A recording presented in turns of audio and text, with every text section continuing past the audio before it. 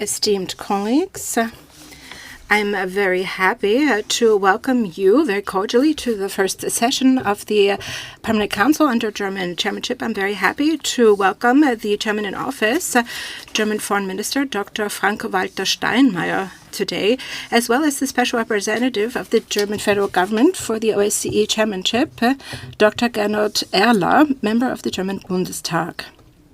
It is also a very special honor to me for me to welcome the Foreign Minister of the Ukraine, Mr. Pavlo Klimkin. The press may remain for the speech of the chair. With your agreement, I will allow this. Thank you. In addition, I would like to inform you that the chairmanship, in agreement with the rules of procedure, has invited the head of the liaison office of the Council of Europe, Mr. Childeric, to remain for the session. The agenda for this meeting was distributed under PC.gal/3/16 on the 12th of January 2016. Are there any remarks on this? That is not the case. This takes us to the first item of the agenda, the speech of the Chairman-in-Office of the OSCE, Federal Minister for Foreign Affairs of the Federal Republic of Germany, Frank-Walter Steinmeier. Mr. Minister, thank you very much for joining us today. You have the floor. Vielen Dank, Thank you so much indeed, Secretary General, Excellencies, ladies and gentlemen, ambassadors, ladies and gentlemen. I am most pleased to address you for the first time upon assuming the chairmanship of the OSCE, and naturally I have come in order to introduce the program of the German chairmanship in office. We had intended to inaugurate, ladies and gentlemen, this special year just 2 days ago in a festive and joyful manner, with music and discussions bringing together writers, musicians and academics from the diverse parts of our far-flung OSCE space. And then, a murderous terror attack on Tuesday morning in the center of Istanbul brought death to at least 10 Germans. Many more were injured. And I had to leave the inauguration for a special German cabinet session. Excellencies, what the horrific attack teaches us is that the cancerous growth of terrorism spares none. For all OSCE states and beyond the OSCE's space, this form of barbaric and cowardly killing equally constitutes a threat. In the OSCE, our stance is firmly at the side of Turkey and all other countries involved in terror attacks. It's clear for us we should not let ourselves be intimidated by murder and violence. On the contrary, we are jointly determined to confront terror at all levels. Our work on conflict de-escalation, resorting to policing and the rule of law are part of these efforts, all the way to countering murderous ideologies in the minds of young people. The OSCE is already active in a number of areas. And we must pursue this engagement with determination. Excellencies, we are assuming the OSCE chairmanship in turbulent times. As demonstrated by the Istanbul attack and, more particularly, the Mideast crises, and furthermore shown by the conflict in eastern Ukraine. It is my conviction that the OSCE is particularly needed in these times of uncertainty and new challenges. We require an organization with clear goals and an operational compass. And the compass, ladies and gentlemen, excellencies, our shared compass, is found in the core tenets of principles and commitments agreed by all. In the Helsinki Final Act, in the Charter of Paris, and in the Astana Final Document. As the then host of the first CSCE summit after German reunification in 1990, François Mitterrand so aptly summarized as follows, I quote, "The CSCE remains the sole venue where dialogue was established and continued between all during the Cold War years, thus to be turned into a meeting place, a focal point for debate, which harbors the future of Europe and, to a great extent, the future of peace." And Mitterrand goes on to say, "The method has demonstrated its worth. Let us hence preserve it. The principles remain valid. Let us apply them." It is obvious to me that we should reconnect with this method precisely because confidence and security have been substantially damaged by conflicts in the OSCE area. The principles and commitments in all three dimensions are and remain valid. Taken together, they constitute the underpinnings on which peace and security in Europe rests. Renew dialogue, rebuild trust, restore security. That's why they are our priorities that we've set for ourselves this year. And what is of relevance to peace in Europe applies likewise to the future of the OSCE. Acknowledging the value of dialogue and confidence will not see us progress. Solely dialogue in itself and concrete steps to build dialogue will take us further. It's not dialogue about dialogue, but rather a form of dialogue that doesn't attempt or purport to gloss over the breaches in core OSCE commitments which have occurred both in the past and the present, such as in Crimea and Ukraine. A dialogue that doesn't shy away from shortcomings when it comes to the implementation of our principles and commitments. A dialogue which names difficulties and challenges and yet strives to achieve solutions. During our chairmanship, our efforts will be wholly devoted to this. One decisive aspect is an honest answer to the following three questions. 1. What contribution is each of us willing to make in order to return to constructive dialogue and true security? 2nd, can we succeed in reverting to constructive, pragmatic work in all three dimensions so as to restore the basis of common security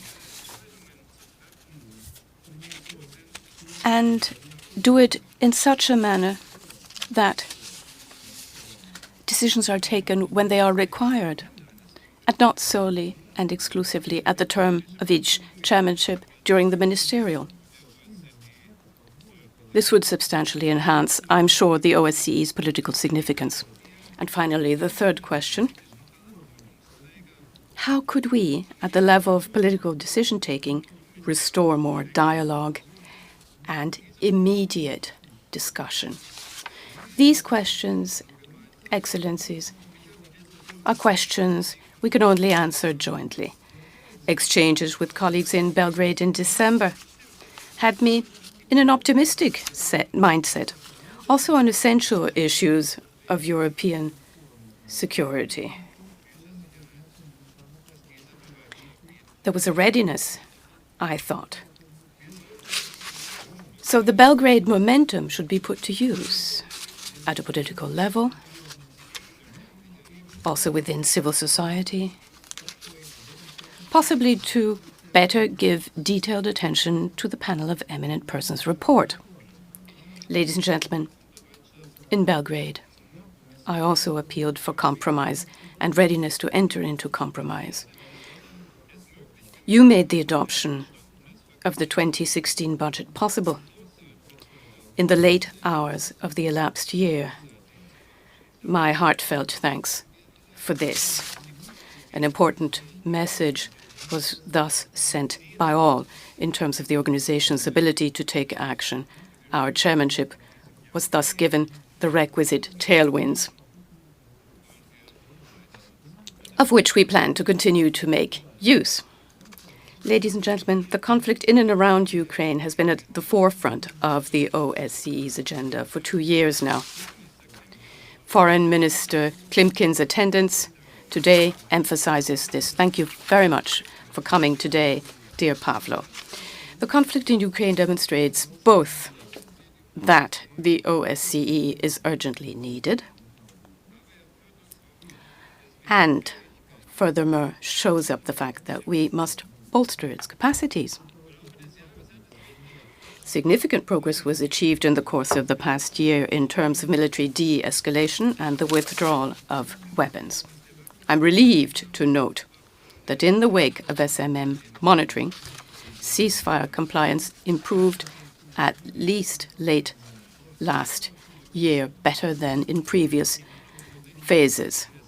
But the SMM is still reporting virtually daily on incidents. And what we need to have now is that all sides should strictly observe the cessation of hostilities. Every shot and every injury is one too many. And SMM observers must at last have unrestricted access to the entire conflict area without threats or intimidation, no exceptions made. Furthermore, all sides must likewise make speedy progress in terms of implementation of the Minsk agreements. In the trilateral contact group sessions and the working groups in Minsk, a difficult but by now sustained process got underway. And I say this unambiguously, there are no alternatives to this process. I would like to thank Ambassador Saidik and the chairs of the working groups for their commitment. And I assure you that together with our French colleagues, we will be giving every support and continue to do so in the context of the Normandy format, where we've been acting consistently. SMM observers have been deployed for 2 years now, 660 observers from some 46 OSCE nations. Make sure that day for day we get an objective overview of the compliance with the ceasefire and the withdrawal of weapons. The border observation mission in Russia helps us supplement the picture because of the restricted mandate, unfortunately not on a scale I, and indeed many others, would find desirable. I would like to thank Ambassador Apakan and all members of both missions for their devotion, under very difficult and trying conditions. I would likewise thank all of those who are supporting the SMM with staff, technical wherewithal, or financially. The SMM requires our full support. The extension of the mandate and the new budget are up for consideration. I am absolutely certain that the mandate has proven its worth and is a good basis for future activities. Therefore, I hope that negotiations would quickly come to a conclusion, because this would, of course, enhance the organization's ability to take action. Ladies and gentlemen, we also plan to work toward finding a solution to unresolved conflicts in the OSCE area. For far too long, they have been the cause of human suffering and have hampered development in the countries and regions in question. We must not accept that these conflicts will continue. Within the OSCE area, we hope to achieve realistic steps in the Transnistria conflict. This will take into account comprehensive sovereignty and territorial integrity of the Republic of Moldova, and with a particular status for Transnistria. In the South Caucasus, we have encouraging signs that despite all of the difficulties that are ongoing, that the recent rounds of the Geneva talks have resulted in increased exchanges on issues of practical cooperation. This momentum must be continued, and we hope to flank the work in Geneva with confidence-building and humanitarian measures, because any restrictions on the freedom of movement have a tangible impact on the lives of people in Georgia. In the conflict of Nagorno-Karabakh, Germany, as the OSCE chair, on one hand, as a member of the Minsk group, on the other hand, we will support the efforts of the co-chairs to reach an agreement on resolving the conflict in this area.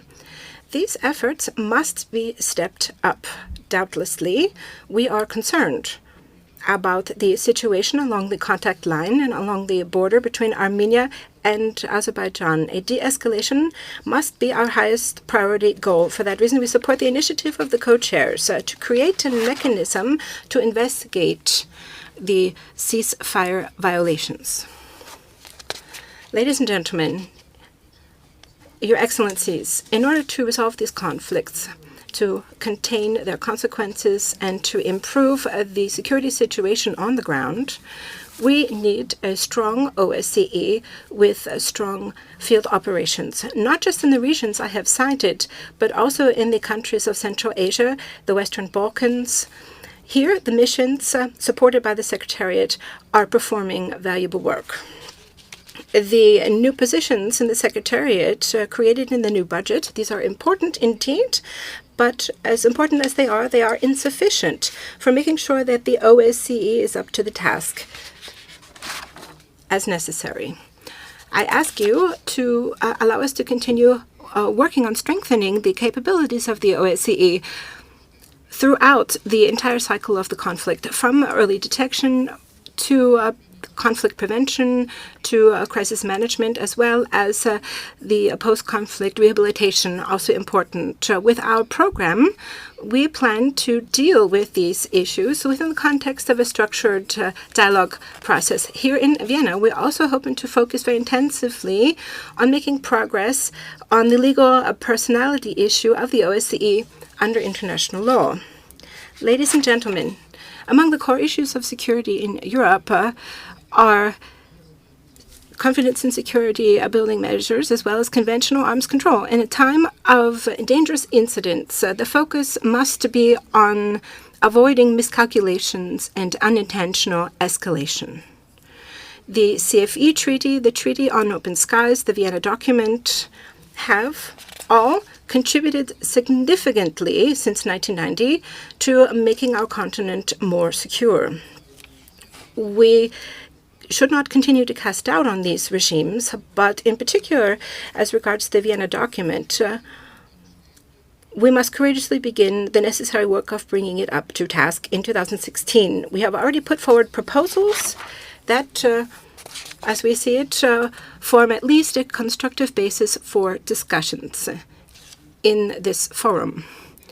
We would also like to reinforce the Treaty on Open Skies as well. We in Germany are working on our national budget to create the prerequisites necessary for procuring a national observation aircraft that would be put at the disposal of the Open Skies regime, and so that Germany can also play a more active role in implementing the Treaty on Open Skies.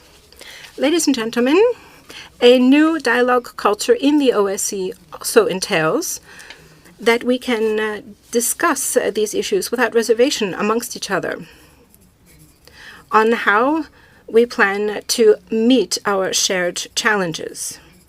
Coming to mind, of course, is terrorism, and we plan to organize a special conference to deal with this issue, and our focus will primarily be on the radicalization of young people and how we can counteract this trend. Also, the issue of migration comes to mind. Here, we must tap into the potential of this organization. It has the geographic reach and a thematically comprehensive approach. It is an excellent forum for discussion and exchange, and it is the right place for us to examine the societal consequences of migration and immigration with a particular focus on tolerance and non-discrimination. Precisely these issues should also be at the center of a conference in Berlin that we plan to hold in the fall. Ladies and gentlemen, respecting human rights and democratic governance, these are integral components of our shared security. Here in the OSCE, we have our own institutions, ODIHR, the High Commissioner for National Minorities, and the Representative for the Freedom of the Media. I would have liked to see the significance of these institutions taken more fully into account within the OSCE budget. We will work very closely with all three of these institutions, and we are planning to hold joint events. We must also very quickly appoint a new representative for the freedom of the media. Very quickly, particularly now that Dunja Mijatovic, who I would like to thank very cordially for her excellent work, is relinquishing the position as her term is up. During our chairmanship, we plan to place special emphasis on improving the implementation of our current commitments in all OSCE states.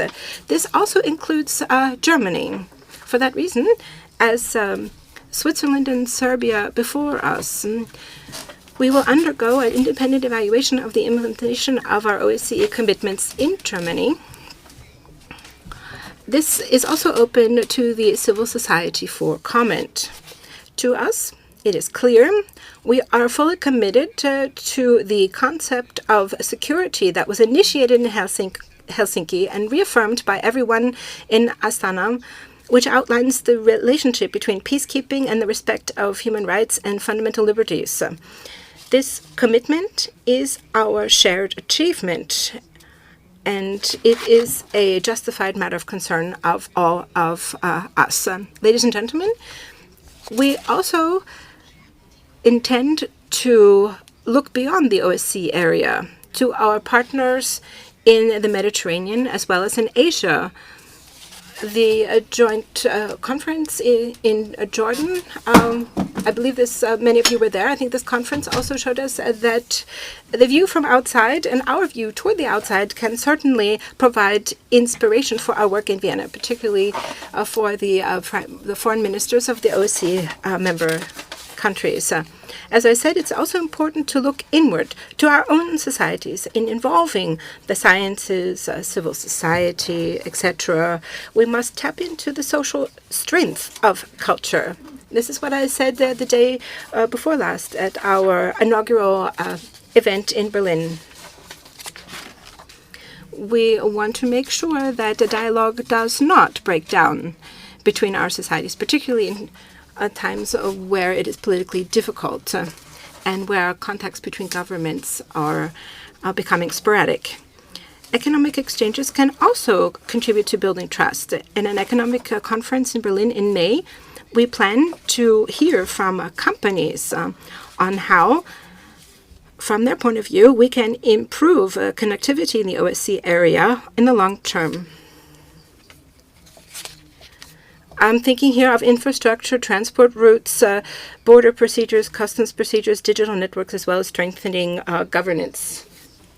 Ladies and gentlemen, as we approach the end, I would like to say that there are many issues and responsibilities lying ahead. In order to renew dialogue, restore confidence, and security, we need energy, perseverance, and a clear orientation using the principles of the OSCE to guide us. I would plead, ladies and gentlemen, for the following. It should not suffice to merely address the past of an organization that has many historical connotations. We should make the use of the organization in order to create here and now a form of future where there should be no war or violence in Europe. That's why I asked you not to merely remain in a time when we had our convictions, but rather turn to the new issues where the present times lead us.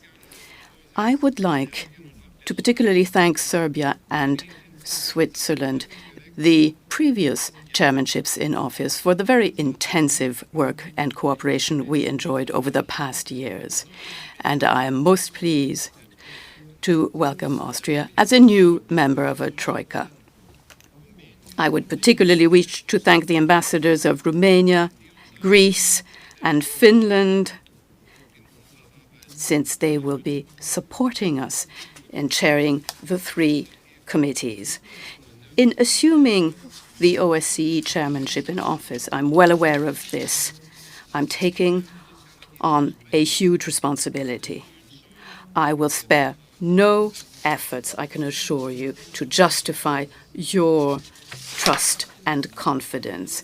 We should jointly chart the course in preparation for the Ministerial Council in Hamburg. I am pleased that we will be journeying together. Thank you.